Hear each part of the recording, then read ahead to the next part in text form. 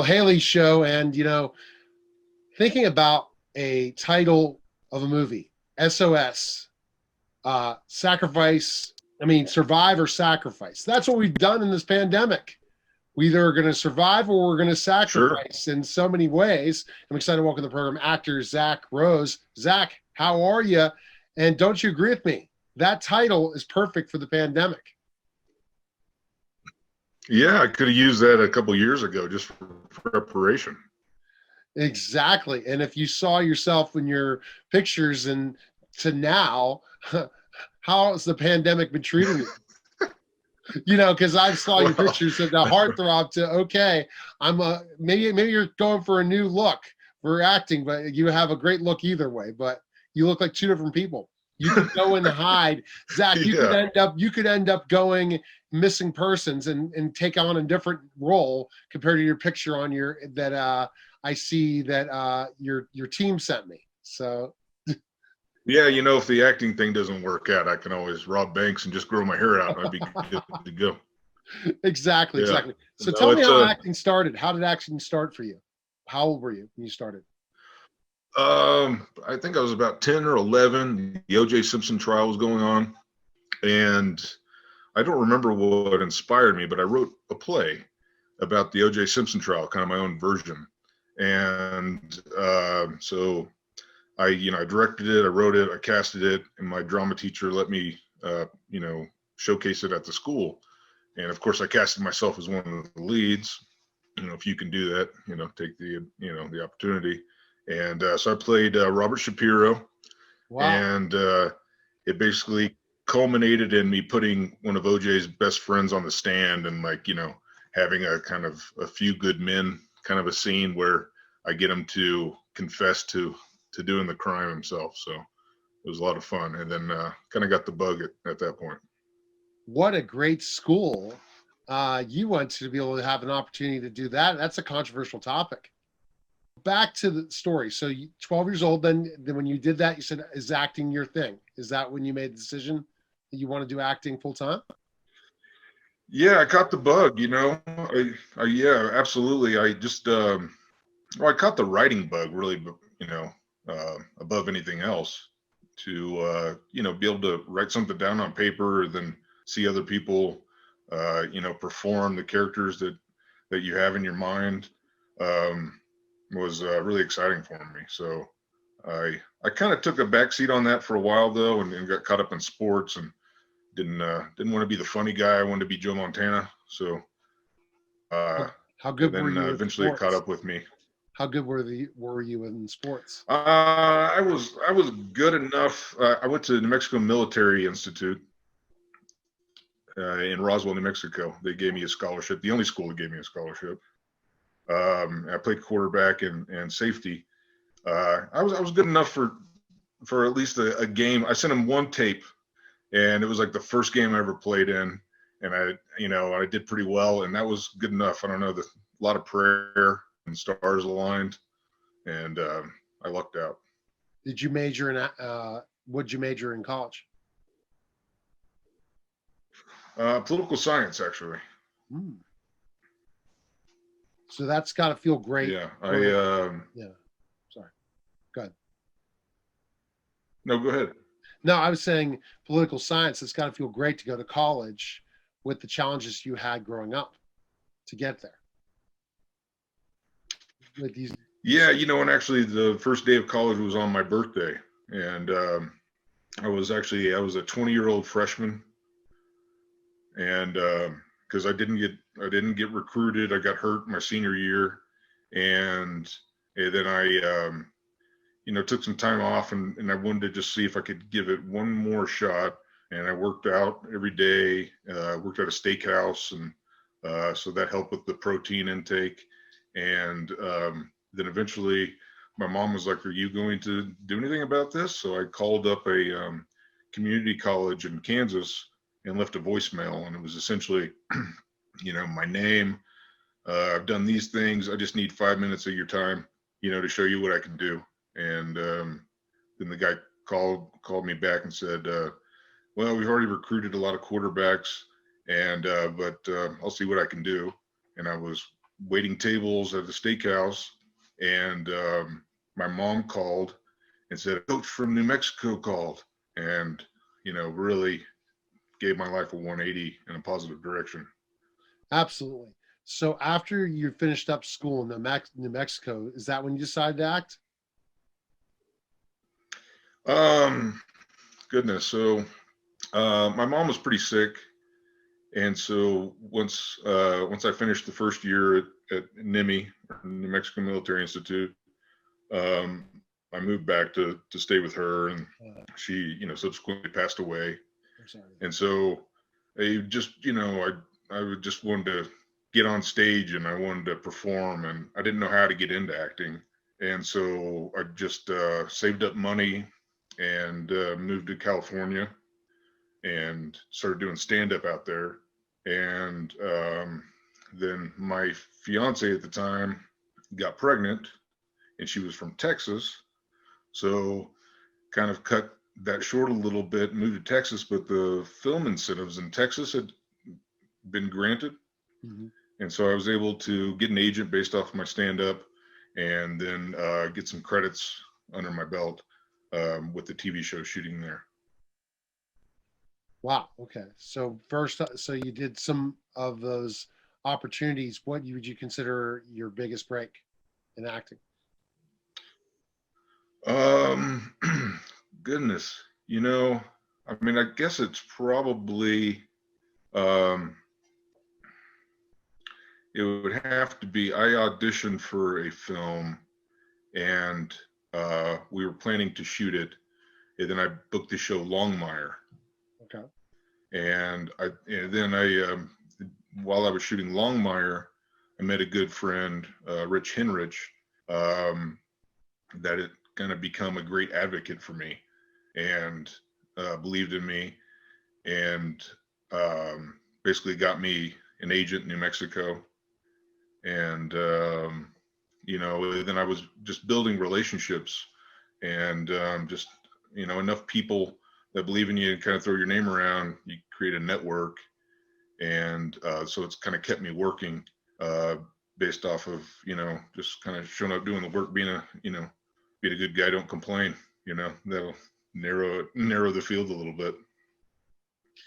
And so you've worked a bunch of different projects, and so you say the break is just basically becoming a working actor, because that's hard, right? It's not the easiest thing. Yeah, no, it is. And you need advocates. You need people that say, hey, check this guy out. You got a couple minutes or something, kind of in the casting room. I've got great casting directors out here that, try to pitch me and show me. There's so many people that audition, there's hundreds for a role a lot of times. And, how do and then you got to think about being in the director's seat and the producer's seat, how many videos are you going to watch? So you need some people that believe it and say, kind of boost you up the top 10 list of videos to watch. And so, it is an ultimate team sport. It takes a village. When I was working on the film, and not to get ahead, but when I was working on Cyprus, Yeah. I booked the movie Army of the Dead. Yeah. Okay. And there's a 10-hour time difference. So I wasn't getting the calls from Army of the Dead. I didn't even know I booked it. I'm on the other side of the world. And they're like, well, I guess he doesn't want it. And so my agent, went to bat for me. The casting director went to bat for me. And because I was completely oblivious to it all. Wow. Because of the time difference. And so they really saved me on that. And that turned out to be probably one of the greatest experiences. It was supposed to be like a 7-day shoot, turned into 4 weeks. So wow. it was an incredible experience. So let's go into Cyprus, the team in Cyprus too. The team in Cyprus, helped push some of my work up, because I was supposed to be there for 3 weeks. And they were like, because I had to get out to LA, and they were just supported me and that's great. Helped me knock out my stuff. So let's talk about SOS, Survive or Sacrifice. Tell us your character. Okay, so I play Andreas. He's an American. Uh, there wasn't a backstory given to me, um, but he's obviously in Cyprus, and his name's Andreas. So perhaps he has some Greek, history or family that brought him there. And you know, he's I try to give him some more layers, but he's really just wants the pretty girl and wants the pretty car, and so I wanted to find a way to make him endearing in some way, because on paper he wasn't particularly endearing. And so how do I make this guy vulnerable, and connect and relatable in some way? And that was an interesting challenge, because I'm a family man and I don't live that life, the club life and Right. all that. And so in the beginning of the film, that's where the other characters kind of meet, in a club, and he's like, hey, I got a hot air balloon if you want to check that out. I guess he didn't have a whole lot of good lines in his back pocket, so that's what he uses. And we set off from there. I understand the film, you can't say much about it because it would spoil it, right? Isn't that correct? The some of the storyline, but not. Yeah. I don't, I mean, a lot of it is kind of, there's been some great kind of,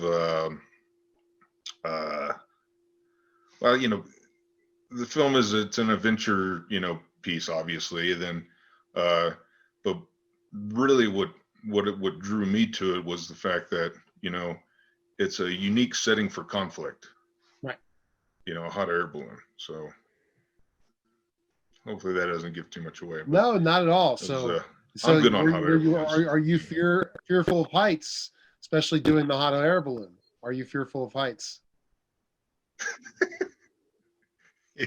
Yeah, so you have to ask yourself, okay, I'm afraid of heights, but my character obviously isn't. So how do I overcome but you this? saw, well, you had to do some great acting then, man. You book a gig. What if you usually big movie? You book a movie, and it's a big opportunity for you, and then they put you in a movie where you're afraid of heights. Go figure, right? Yeah. Well, I had a similar situation with actually Longmire as well, where they asked my agent, how does he feel about heights? Because my guy was an oil rigger, and so it worked on oil rigs, and so of course I'm going to say I don't have a problem. What am I going to say no? And luckily they realized how dangerous it was, and I didn't have to do it. But we're pulling up in the van, I'm telling you, man, and I'm seeing it because I'd never seen anything like that, and I was like, okay, here we go. Overcome it. Exactly.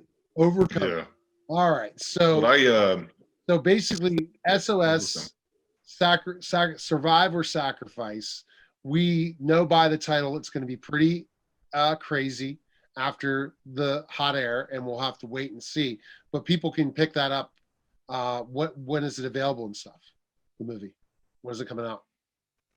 Yeah, I think it came out today, at least in the States, and I think in Europe and the Eastern Hemisphere it was yesterday, I believe. So it's on video on demand, Amazon, all the stuff.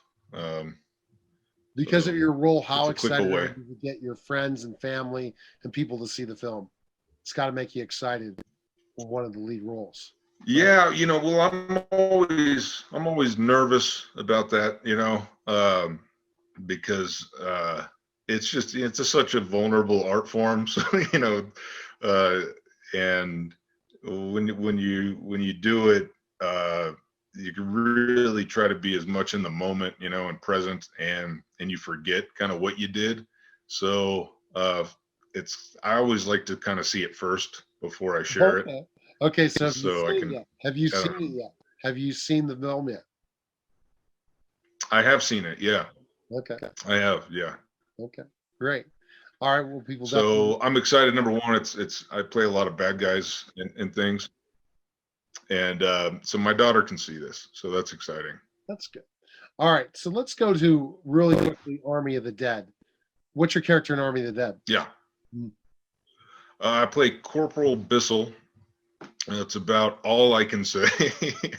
um, but to work alongside Zack Snyder for 4 weeks, I guess it was absolutely surreal. And he's just such an easygoing guy, and a lot of fun to work with, and let you do your thing. And he also shot it too. Him and John were the cinematographers on that. And we had such a short time frame for the stuff that my character did, and so it was kind of high stress. And you got to knock. It was like Yeah. fourth quarter. 2 minutes left. And but he didn't make you feel like that. I mean, for me, I was like, okay, I got to hit all my stuff. Okay. So it was a great experience to work with everyone on that, and then also just the height and level of Exactly. of that production. So I'm excited because Bill Shannon's from Pittsburgh, and he's in Pittsburgh, and his story is just so amazing, from struggling with a disability to being a successful athlete, and all these stories, and now to talk about the documentary Crutch. So I'm excited to work with Bill Shannon. Bill, how are you? Thanks for stopping by. Doing good, thank you. Let's kind of talk about right off the bat, struggling in life and how the challenges you were dealing with a disability, a physical disability. Kind of go into that. Well, my philosophy is everyone has their struggles, and that, disability was one of the challenges that I faced in my life. And, as a kid, you don't think of it like you do as an adult. Growing into it as a child, it kind of becomes just second nature in a way that might not have happened if I had the disability during adulthood. So I think that's an important thing to kind of look at in terms of like the idea of struggle, is that it's all things are relative. I couldn't put weight on my legs, but they still, had dexterity. So I developed a four-legged style of moving around on the crutches, and really everything that I do as an adult and all my dance work and performance, is based in the play of my childhood, in the idea that, yes, I was on crutches and yes, I had braces, but I also was just playing and just making up moves and keeping up with my friends and keeping up with my brother. And that the basic peer, the competitiveness of being a peer with kids around me and just wanting to keep up kind of kept driving me and pushing me to greater sort of heights of proficiency with using crutches both for mobility and for recreation. Okay, Jen, question for Bill. Thanks. Bill, share with our audience what your disability is.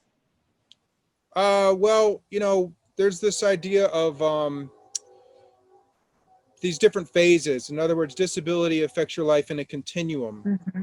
So if you ask me what your disability is, that's really contingent on the time frames in my life. So right now, the nature of my disability is from the effects of a childhood disability that I don't have anymore. Mm-hmm. So right now I have bilateral hip deformity, but as a child I had Perthes disease. And Perthes disease affected me from 5 to 12, where I wasn't getting blood supply to my hips. And so I wasn't able to put pressure in the hips. And the hips, became, somewhat deformed by growing up without a lot of blood flow to the hips. The bones were softer. So when I was about 12, Perthes kind of ended its run. It's a childhood disease. It goes away during the early stages of puberty.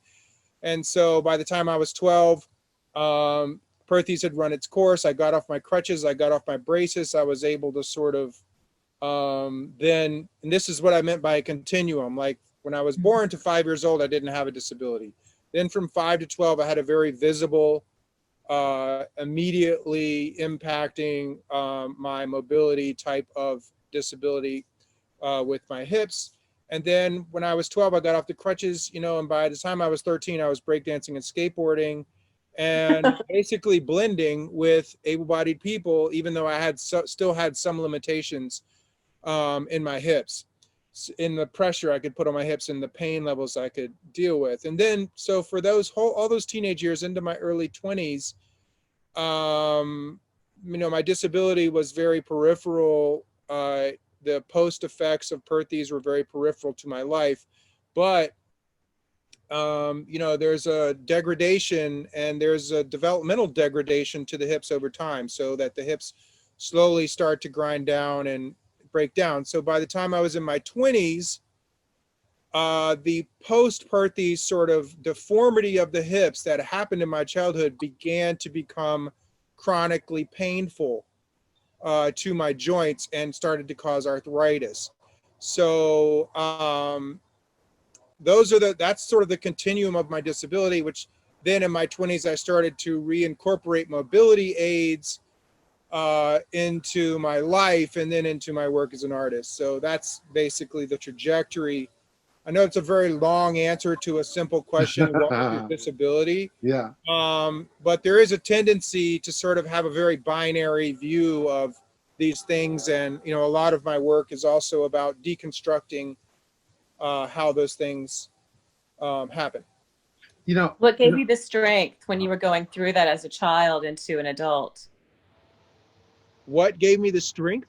To get through it. I think it's what I think that there's a tendency with disability when we have a dialogue about disability, that disabled people have, you know, pull up some strength out of, you know, survival, but everybody has this in them. And that strength that we all share is the will to survive and the will to succeed. And so there was, you know, the idea that there's people who have become disabled and just kind of give up,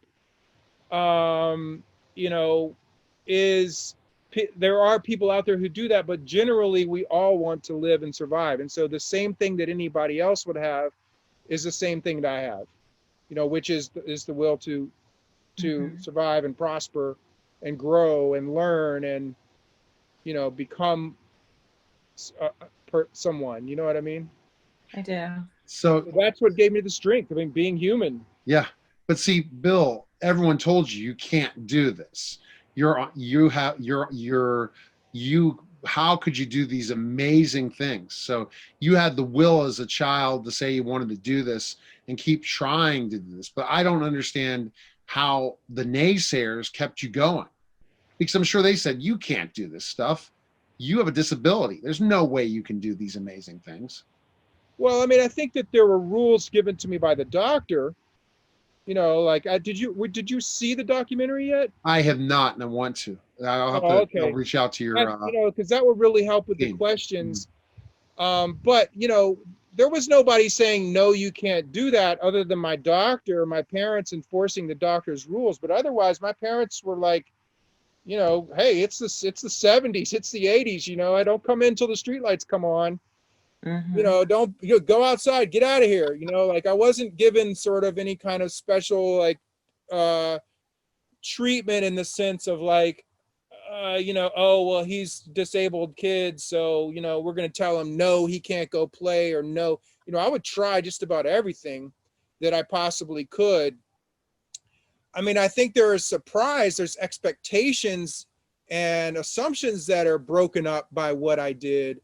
But there was no sort of like real encounter with people saying, no, you can't do that, until I got into the more phenomenological explorations of our, you know, sociological constructed notions of what okay or behavior is for someone on crutches. So that came way later. I can't imagine that. You're very humble. And Jem, wouldn't you agree? He's humble for the amazing feats he's able to accomplish with that disability, you know? I agree, because a lot of us, the small stuff keeps us under. And when we see somebody like you, Bill, it gives us inspiration to propel more in life. Do you agree with that, Bill? Well, you know, I think with disability, talking about disability, there's the inspiration model, which is sort of that people with disabilities live their life in the way that they live it. And because if you're looking at that from an able-bodied perspective, in other words, if you've grown up able-bodied and your socialization and your physical patterning and your interaction with the world is built around that, then if you see someone with a physical disability, you're not going to have the same type of understanding of the terrain that a person with a disability faces. So like I was saying, but you know, with childhood onset, you know, I didn't see it as me doing anything above and beyond what anyone else would do. I mean, if you are an alcoholic and you're really hooked on, you know, whiskey, and you got to have whiskey all the time, and then you pull it out of yourself to, you know, get out of the bottle and live your life, you know, that's the same. I mean, you know, it's the similar kind of like construction of the heroic sort of efforts be above and beyond. But I think that, you know, it gets back down to like, we all share this, and disabled people aren't special in that way, other than because we are disabled, we're seen as sort of an example of that, in the sense that, oh, wow, if I was on crutches, I would never try to dance. You know, I would never try to spin downstairs with no feet. But that's not actually true. Like, I feel like if you were on crutches, you would try it. Exactly. Yeah, absolutely. So, but let's talk Absolutely. about, Bill, did you think that it would get you, you'd be great at this, meaning being known, not just with the disability, but you were really good in sports and also dancing and got known? Did you think you would get known, or you just as a kid, I'm going to do it? You didn't think you would get notoriety, right? Well, you know, the thing about being an artist is that, you know, at least the type of artist that I am, I never thought about getting known. I just did what happened to me. In other words, the type of artist I am, I'm always responding to the world. I'm a product of my time. I'm not the type of artist that tries to construct something, a goal in the future that I'm going to achieve. In other words, I'm responding to now and trying to map out and listen very carefully to what path is opening up before me. And so when I started dancing, it was just because I felt so connected to music, because I grew up with music in the house and I always had music. And when breakdancing started happening and b-boys and hip hop happened, I was 12, 13, just got off my crutches, just learned to walk again.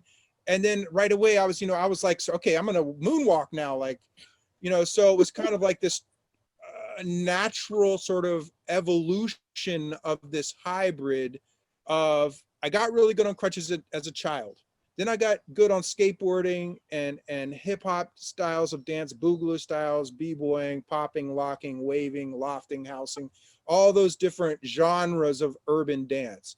So the skateboarding and the urban dance in my teenage years, right? And then in my 20s, you know, being a performance artist, wearing crazy sculptures and, you know, these big metal sculptures, and kind of dragging myself down Carson Street past the big long steel plant, you know, with the abandoned steel plant in the 80s, ran for a mile. And I would wear these big metal costumes and just walking down the street. And, you know, people would be driving their car down, and all there is this little thin sidewalk. Yeah, I know that well. Jen's never been to Pittsburgh, I don't think. After it all the bars shut down and everything on one side of Carson, and the other side of Carson was just the plant with the fence.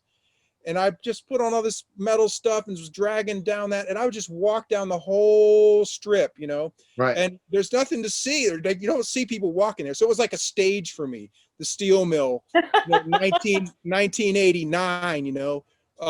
And so I was a Pittsburgh performance artist in the late 80s. And so the idea of, you know, sort of having this goal of like, you know, well, what would make it? Am I going to make it? Is this going to happen? I was responding, and that's still what I am as an artist. I'm a very much of a product of whatever happens to me, and then how I navigate that in terms of, you know, both my personal experience of it, and then the political, the cultural, the sociological, the spatial, light, you know, like all of those components about now are really where the work is at. So I've never expected to get notoriety. I really have never cared about notoriety. And honestly, the things I got notoriety for kind of threw off the things that I was doing in a way. Like, because it made me money, I danced more. Because I toured the world, skateboarding would get me around the block, and dancing took me around the world. I love that. I you love know, that. yeah, and those two kind of fed me culturally, but the dancing, because it was such a unique hybrid of this long time of being on crutches and Yes. getting really good on them, plus the flip tricks of like being a skateboarder, plus the rhythm Mhm. of being a street dance, and then all of that happening, all mushing together in my mid-20s, and then evolving the tech of the crutches. That's what happened. The notoriety happened because it was this hybrid that was singular on the planet. Yeah. So, It really so was. I mean, it's amazing looking at this, hearing the story. So go, Jen, with your next question. But I'm blown away in the fact that you just, any obstacle, you just go right through. And that's amazing. Go ahead, Jen. Well, I wish that were true. I mean, I don't think it's any obstacle. It's A lot certain of obstacles. obstacles do stop me. Mhm. I'm horrible in ice and snow. I mean, there's a lot of limitations. I have pain with certain rain. Different barometer pressure really messes me up sometimes. There's a lot of obstacles and limitations that I'm not getting through and that I have to navigate. So, there is a certain flip side to the public face of what I do.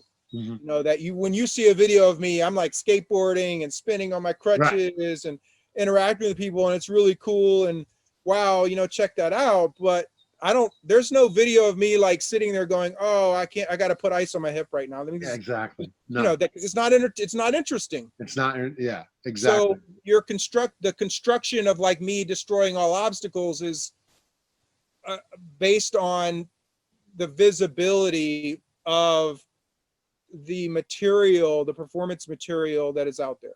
Okay. Next question, Jen. I love this. And my favorite thing that you said so far was skateboarding took me around the block, but dancing took me around the world. You're just speaking my language because I grew up skateboarding. I broke my collarbone skateboarding. I bought skateboards for my kids, but they weren't into it. And I love your story because it's a part of our culture.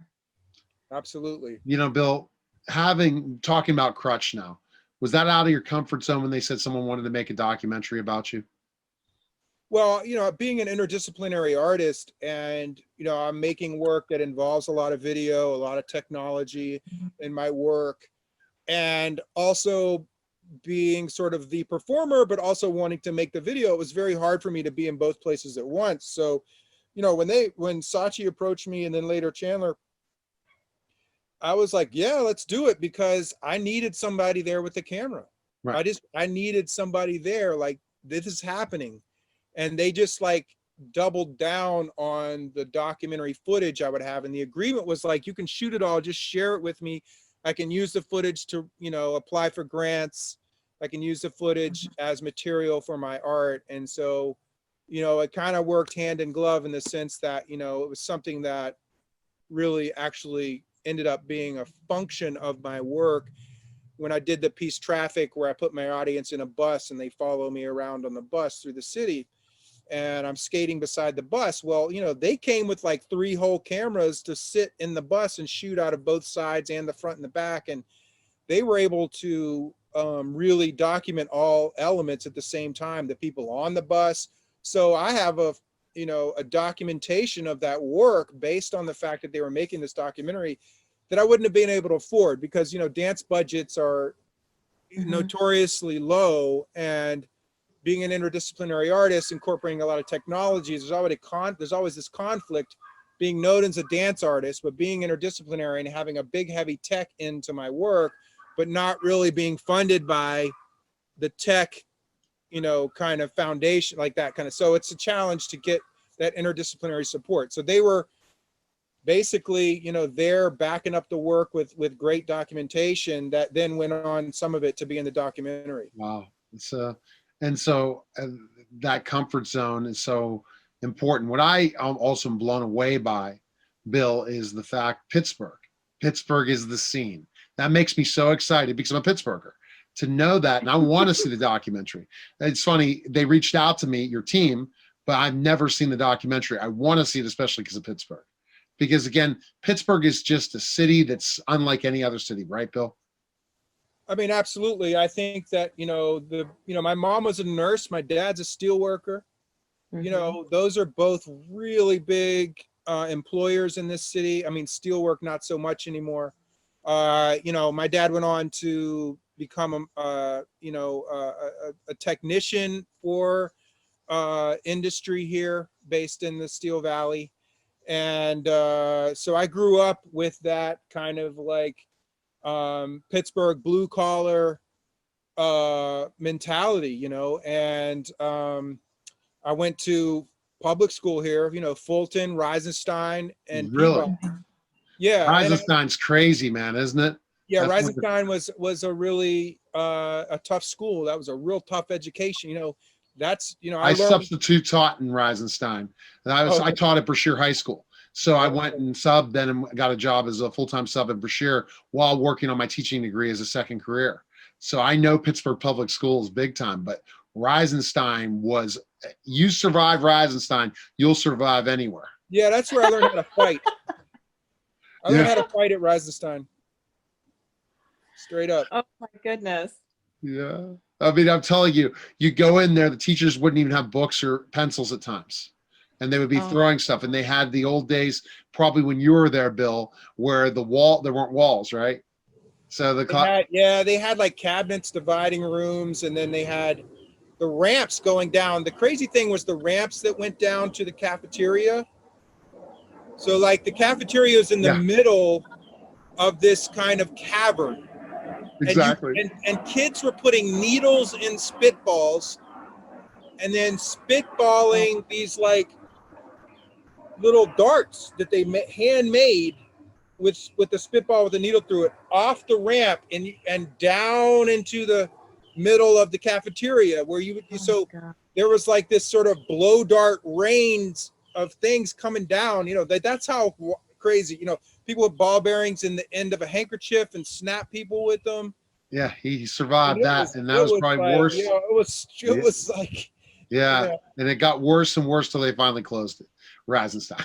Really? Oh my gracious. Yeah. That's Bill, part of the let's go whole back. redistricting. Go ahead, Jem. We got about one more question. What question would you like to ask, Bill? Okay, I wanted to ask him. You're in the latest commercial that's out, aren't you, for Ocean Spray? No. Have you done any commercials lately? Ocean Spray? Are you on? I thought you were in one of the commercials. The TikTok thing? Yeah. No, I'm not in that at all. No. Have you done any commercials, or what do you want to? Any movies? What do you want to go from doing this documentary?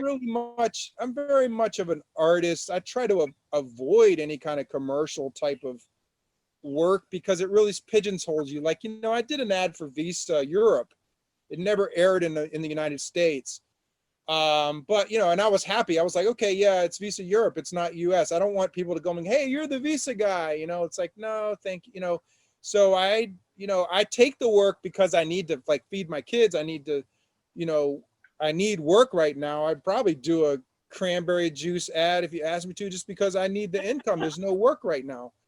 All the theaters are shut down, all these festivals, so it's a challenging time for a performing artist right now. And it's been like that since February, March, there's been nothing.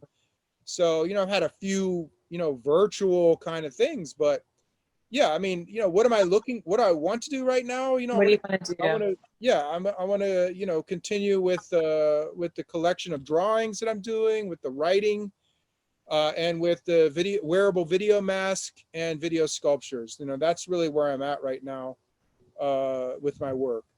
All right. So Jen, summarize Bill for us. And oh my goodness.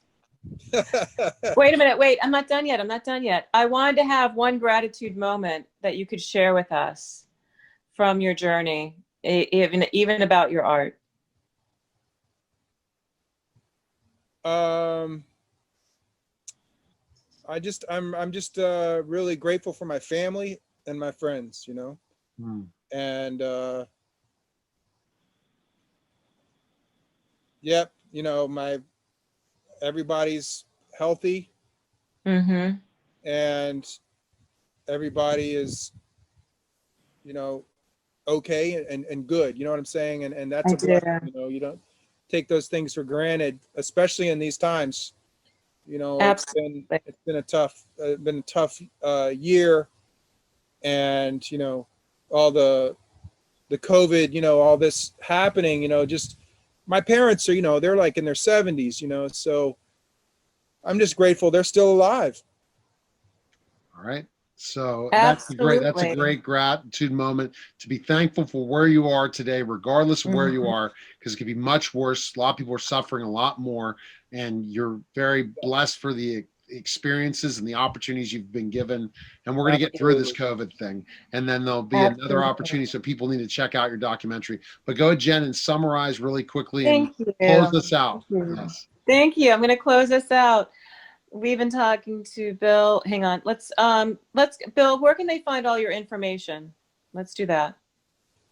My Where can information. they Well, are you talking where can about the they contact you? documentary or Yeah. like The my? I documentary. mean, The documentary, your contact uh, information to see your Crutch artwork. Doc, crutchdoc.com is the website of the documentary, and NYC Doc is the festival that the documentary is going to premiere globally in. So the documentary is premiering at NYC Doc. Awesome. And you can actually buy a ticket. If you're in the States, if you're in the US, you can buy a ticket and see the documentary when it premieres as part of the festival. And you can go to crutchdoc.com to get more information, see the preview, the trailer for the doc, and whatnot. And my website is whatiswhat.com. It's an artist website, so it's a little bit, you know, it's not your standard business site. You know, it's kind of weird, but you can also check that out. Whatiswhat.com. We're back to the Neil Haley Show here on the Total Celebrity segment, and I'm excited to welcome to the program Dee Dee Pfeiffer. Dee Dee, thanks for stopping by. We didn't expect to do a Zoom, but hey, we have to monitor and adjust in 2020, don't we? Yes, we do, Neil. And you caught me with my hair down in my pajamas because I didn't think my video was going to be on. Well, I feel so crazy about, but that's 2020 in a nutshell. And Oh my God, yeah. and Dee Dee, tell us what your 2020 has been like. Oh, The actor, that 2020 is not what you expected when the new year came around, right? you know, it's like my motto is 2020 needs to chillax. 2020 needs to just take a pause. It needs to end. We need to stop 2020. This is crazy. But for me, I have to say, I was very lucky in 2020 because I got this gig. I got Big Sky, and at the tail end of earning my master's degree, which took me 10 years because I didn't know what I was doing 10 years ago when I started my academic journey. So 2020 has just been completely like, yeah, a lot of things for sure. And yeah, and I was seeing it, and just always monitor and adjust through 2020. I was never doing television except I would send my radio unless I would go to the TV studio out in Pittsburgh because I'd have a TV show as well, and I would go to the studio. And then at one point I was like, I can't. It's a 45, 50-minute drive to the suburb. I'm like, that's a waste of my time. So I started just sending in radio interviews. But my goal when I said, okay, everyone's doing Zooms, I can get all these celebrities on Zoom. And it was one of the best moves ever to do that. So you kind of really get out of your comfort zone in 2020. So we'll see what 2021 brings. All right, so Dee Dee, let's talk about your career because you took a long hiatus, but what do your fans know you most for, and to remind them, and then how you now with the new show on ABC, we're being reintroduced to Dee Dee Pfeiffer. Wow. Well, I've been doing it for over 30 plus years. So it depends what generation you're in. I mean, I go way back to Simon and Simon. I know my sons don't even, oh, you look at your eyebrows. This You don't look it like you go back to Simon and Simon. Oh yeah, Simon and Simon, Codename Foxfire. I mean, Jack's Place. I go Murder, She Wrote. I mean, I go way back. Really? Oh wow, yeah. I'm 56, baby. I'm telling you, I'm representing the older. You look in your 40s. you look in your 40s and you're not even made up. And I put you on. There must be something in the water for you, Dee Dee.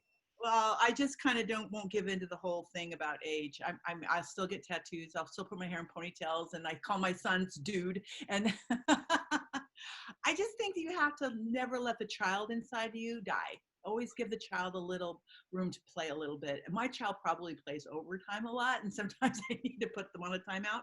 But so I go way back, and then I've been on Sybil. That was one of my first series regulars. For Your Love, which was I love For Your Love. It's such a fantastic show. Guest stars on Seinfeld, Friends, Wings, What Ellen. was your role in Seinfeld? I got to go to Seinfeld first. What'd you play in Seinfeld as a guest? Don't you remember when George Costanza had it was called The Opposite, where everything happened bad to Elaine, and then he got the girl on the job and all that? Yeah, Dude, I was the girl. you were. Oh my gosh. This is so much more fun doing a Zoom call where I can see you, because I just see your face go, what? See, because I read some of the Bible, the bio with Sybil, right?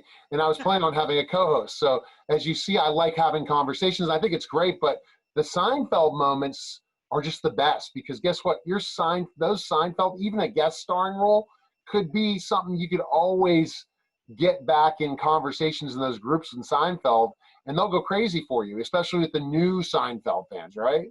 Well, I got to tell you, it's back in the day, and now actually, when we're all out there as actors and you're reading for everything all over Hollywood, when Seinfeld was up and still in production, when you got those interviews, it was winning the lotto. And if you could score a role, it was beyond the lotto. It was like lotto on steroids. Like you were just like, oh wow, I made it. I made it in Hollywood because I scored one of these guest starring roles.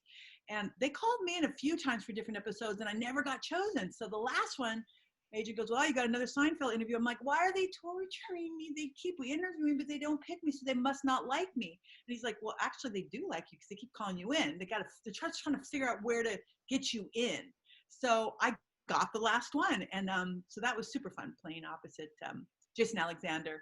And to this day, honestly, even my sons were like, hey, Mom, I didn't know you were in Seinfeld. I'm like, yeah, honey. Mom actually used to do things before. That's wild, because I mean, to think about that, like I got to interview the Soup Nazi. I had somebody on. I've had Putty on it. Not Putty. It was the one that Elaine was dating. Has a show all the time. He's pretty big. Oh, what's his name? Funny, really dry, just good looking, dry. Yeah. Oh, he's great. I love him. It's not funny. I've interviewed so many people I can't think of it when I didn't plan on that in the conversation. But I think if we go to your, major role in Sybil, that really was groundbreaking, wasn't it? That show. That was my very first series, really. I mean, I've been guest starring, but that was my first regular, and it was very much the first of its kind. Because at that time, I don't know if you know about the show called AdFab. It was really successful in Europe, and it had come here, but it wasn't huge. And Sybil kind of was coined a little bit after AdFab, which is this totally like not PC. these friends that are just very not PC. They just do a lot of things that you're not supposed to. Drink in the middle of the day, Dr. Dick, and they always get into trouble, mischief. Still friends with your ex-husbands. Who does that? So it did a lot. It was groundbreaking at its time. In its time, yeah. And then of course the wardrobe. We got lots of awards for Christine Baranski's wardrobe, which was always like a cast member in itself. What is she going to look like when she comes out tonight in this show? So how many seasons were Sybil? That's a good question. Dude, I can't remember what I had for breakfast. And you're asking me what? If I was on radio, I'd be searching Wikipedia right now, or we'd be going in different conversation about a short amount of time for TV, I'm the most unlikely actor. I don't have pictures of myself. I don't watch my own work. I watch like. You're gonna have to now because of this, because of the ABC show. But what was your role in Sybil? What did you play? Who did you play? Oh, I played one of her two daughters. Alicia Witt played the other, my sister in the show. I was the uptight, older first child, always pregnant. She was eating. She was just, Rachel was very uptight. She was the polar opposite of Sybil, for sure. Yeah.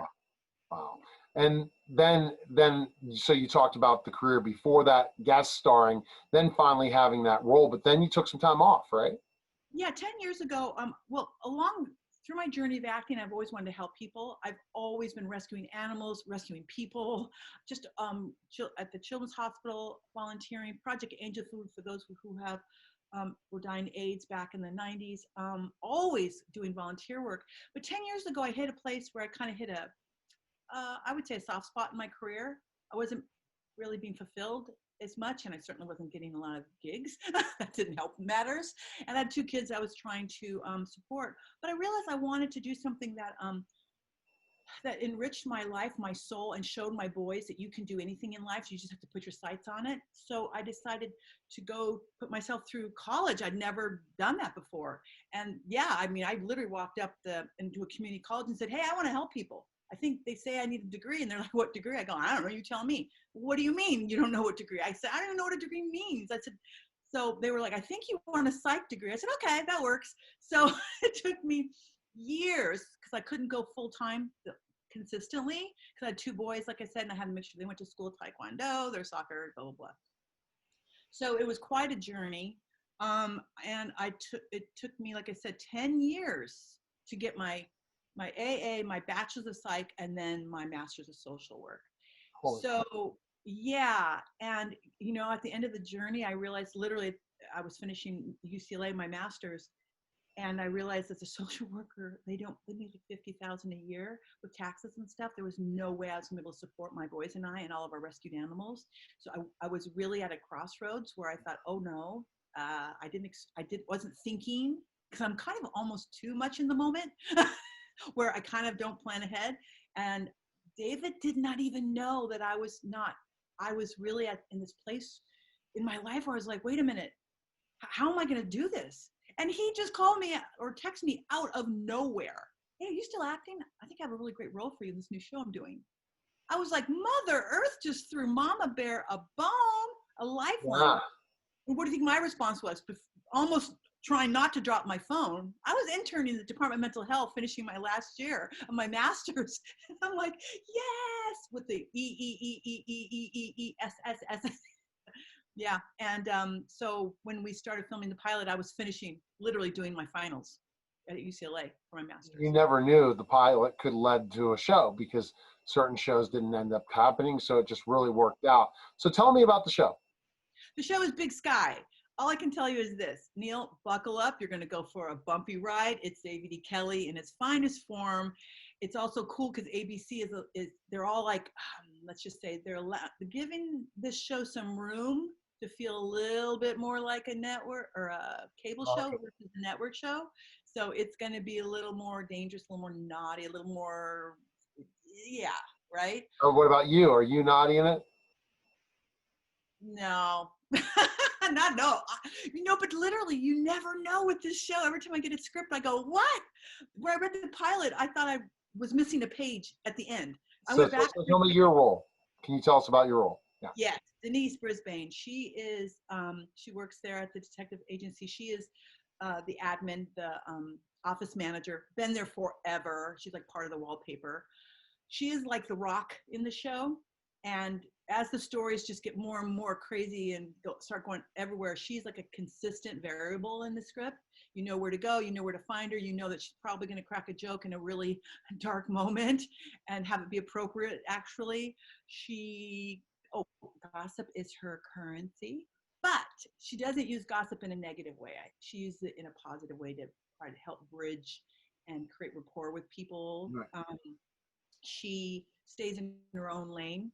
She Okay. very much, yeah. So we don't know in season 2 or 3, you might change your mode. So we never know. I tell you, every time I read a script, I'm like, I literally, it keeps you on your toes. I'm like, I have no idea what's going to happen to Denise or any of these characters. So how did you prepare for a role as an office manager? Have you ever played an office manager before?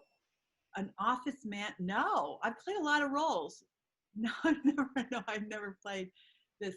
I will say, what I love about Denise is that she's in every script, every episode, but not a lot, but she's pivotal. So it goes to the same, what they say is there's no such thing as a a small scene, only small actors. And then it all depends on how you get over if you'll be written more into season 2. That's what you got to think about. You know, I'm old school. I'm not into like quantity as much as quality. I'd rather be seen little and be effective and have people want to see her more. You know what I mean? Versus being The all. people are going to tell you, that are going to say that's what's going to happen for people watching the show and stuff like that. So that's on ABC starting what date? We actually the 17th, Tuesdays, ABC, 10 o'clock. Well, 10 o'clock. We're Eastern, right? Yeah, we're in Eastern, so yeah. Yeah, So yeah. at 10 p.m. Eastern, 7 p.m. Pacific time, and check out all your different places. And where can we follow you, Dee Dee? You have social media? We can check you out and stuff? Yes, Neil, first of all, I have to let you know, people know me as blonde. In this, Denise is red. Look, can you see right now? I went red for this part. So fun. I took one for the team, dude, because everybody was blonde. so Jade went brunette and I went red. So you can follow me at Dee Dee Pfeiffer Official. Because never having done social media before, when I went to go get my name, someone, I guess, had already stole it. Somebody stole my They name. probably verified you quickly then if you went to the official. That sometimes happens. Yeah. So go to official. Otherwise, there's some imposter out there. And I don't tweet. I don't even know how to tweet. Someone's out there tweeting to be Hey, me. well, we got to stay in touch. I am a tweeting expert. Well, yeah, dude, Neil, can you say whoever's tweeting for Dee Dee, at least hopefully they're representing my values and my goals and my loving. You mean the other one that's a Dee Dee Pfeiffer? There just might be just a Dee Dee Pfeiffer. It could Let's hope be they don't have a fans only page. I just hope they're not like a No, Dee Dee Pfeiffer out there making me look like a. yeah, I'll have to check that out and let you know, Dee Dee. I have your number, and we'll have to stay in touch. But check you out on ABC starting on the 17th, and follow you at Dee Dee Pfeiffer Official. I appreciate you coming by, and it was I didn't think we'd do a TV interview, but it was worth it. What a great connection we made, and we'll definitely stay in touch. Yeah, Neil, from now on we have to interview together like this, where I see your face, because your expressions are hysterical. I can see you go, oh. Yeah, but sometimes you won't. The people won't, because we go back and forth on the camera. I'll show you it when we get that link and all that. So thanks again for stopping by. Okay, thank you. All right, that was Dee Dee Pfeiffer, and you're listening and watching the Neil Haley Show. And we'll be back in just a moment. All right, clear.